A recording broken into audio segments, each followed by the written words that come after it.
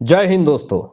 राहुल गांधी को इस बात का बहुत ही ज्यादा घमंड है कि मैं गांधी परिवार का शहजादा हूं और शायद इसीलिए वो किसी भी कोर्ट में फिजिकली तौर पे उपस्थित नहीं होना चाहते हैं और इसीलिए वकीलों की टोली एक लॉबी खड़ी करके रख देते हैं कोर्ट में और जज साहब के सामने खड़े होकर के तरह तरह की दलीलें देते हैं। भले वो दलीलें ध्वस्त हो जाए, कोई बड़ी बात नहीं है। लेकिन आज जो बड़ी खबर आई दोस्तों, राहुल गांधी को सरेंडर करना पड़ा। जी हां, सरेंडर करना पड़ा। क्यों? जेल और गिरफ्तारी को लेकर के जो बड़ी सजा मिली है राहुल गांधी को, इस बारे में आपको बताएंगे, पूरी खबर आपको बताएंगे कि क्या बड़ी खबर आई है। कोर्ट के कटघरे में रूह कपा देने वाली जो फैसले सामने आए हैं, इससे राहुल गांधी भी भौचक्के हो चुके हैं। लेकिन कल से लेकर के आज तक आपने सोशल मीडिया पे दो तस्वीरें देखी होंगी और ये दो तस्वीरें बहुत तेजी से वायरल हो रही है। पहले मैं आपको वो तस्वीरें दिखाना चाहूंगा, जरा देखिए। एमपी एमएलए कोर्ट की ये दोस्तों ये खबर है और जो सेल्फी ले रहा है, ये दावा किया जा रहा कि ये जज है। और किस तरीके से राहुल गांधी उपस्थित तो होते हैं एमपी एमएलए लखनऊ कोर्ट में, लाचार और बेसहारे शहजादे बने हुए हैं गांधी परिवार के राहुल गांधी। लेकिन ताज्जुब इस बात का है कि ये जो जज है वो सेल्फी ले रहा है राहुल गांधी के साथ।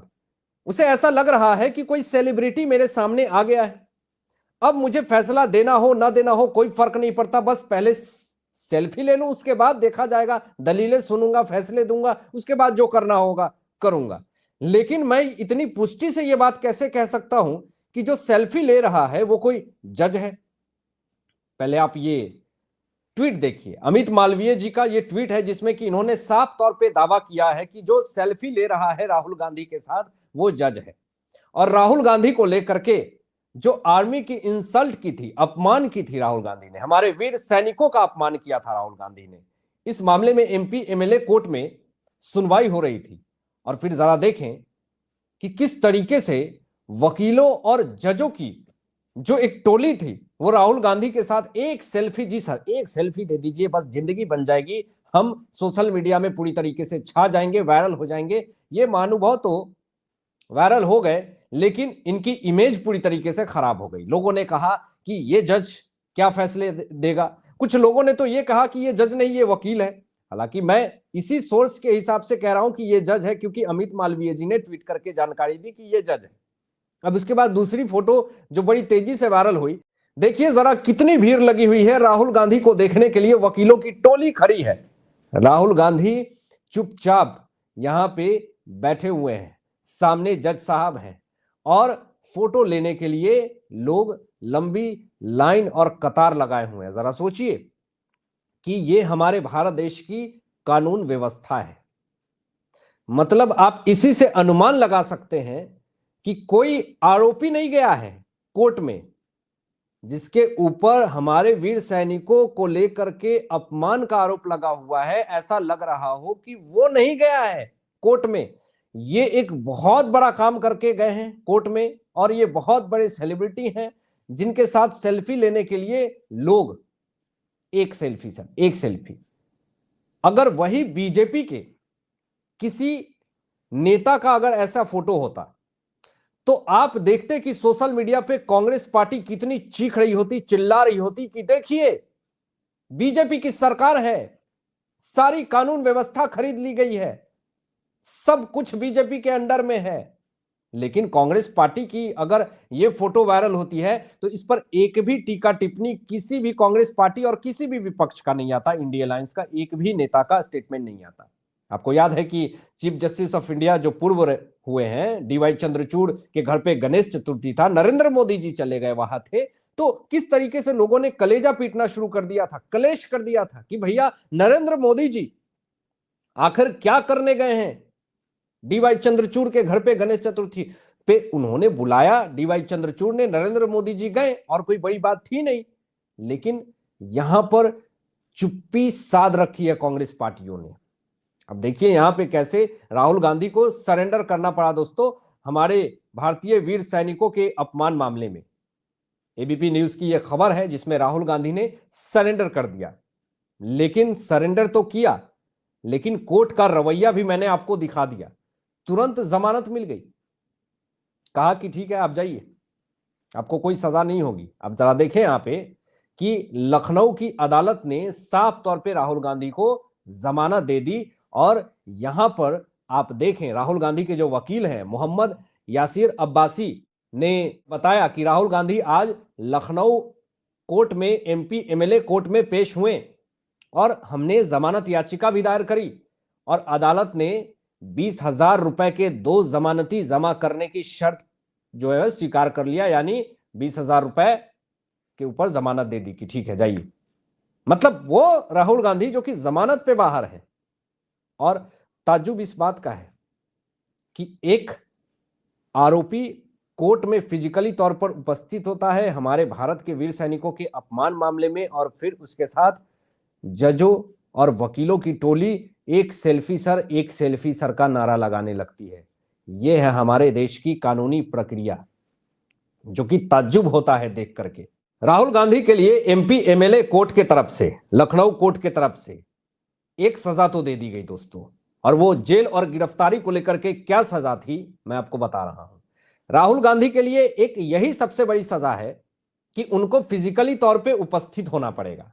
यह सबसे बड़ी सजा है जो कि कोर्ट के तरफ से कहा गया कि जब भी भारतीय वीर सैनिकों के अपमान मामले में अगर आपको फिजिकली तौर पे जरूरत पड़ी तो अगर उपस्थित होना पड़ेगा तो आपको आना पड़ेगा। इसमें कोई किंतु परंतु नहीं है।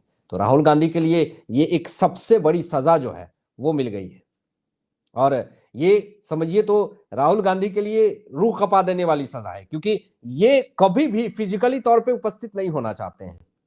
ये चाहते हैं कि मेरे वकील जो हैं वो हर कोर्ट में जाकर के माथा टेकते रहें और हमारा सुनवाई होते रहे और मामला जो है ऐसी चलता रहे। अभी भारतीय वीर सैनिकों के अपमान मामले में एक बड़ी खबर दोस्तों ये भी आई कि अब इस मामले में अगली जो सुनवाई होनी है वो 13 अगस्त को होनी है। निर्धारित किया गया समय कि ठीक है अब 13 अगस्त को इस मामले में सुनवाई की जाएगी।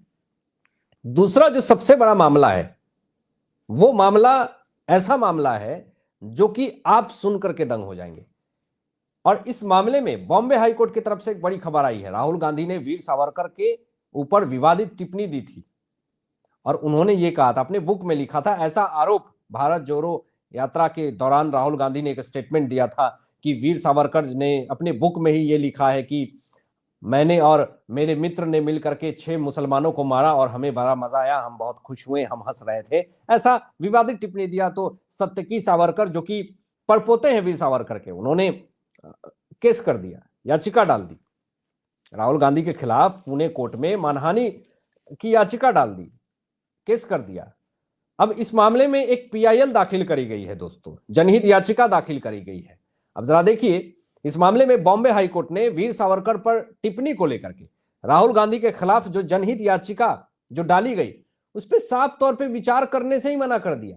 कहा भैया हमें कोई मतलब नहीं है। 15 जुलाई को ये पीआईएल जो है वो दाखिल की गई थी, जिसको खारिज कर दिया गया बॉम्बे हाईकोर्ट की तरफ से, और याचिका में अदालत से कांग्रेस नेता को निर्देश देने की मांग की गई थी और कहा गया था कि वह गैर जिम्मेदाराना बयान देने से पहले अपनी याचिका पढ़ें और सावरकर के बारे में जानें, क्योंकि राहुल गांधी ने वीर सावरकर को लेकर के इस घटिया टिप्पणी पे माफी मांगने को लेकर के याचिका दाखिल करी गई थी, जनहित याचिका दाखिल करी गई थी, पीआईएल दाखिल की गई थी, लेकिन उसको खारिज कर दिया गया।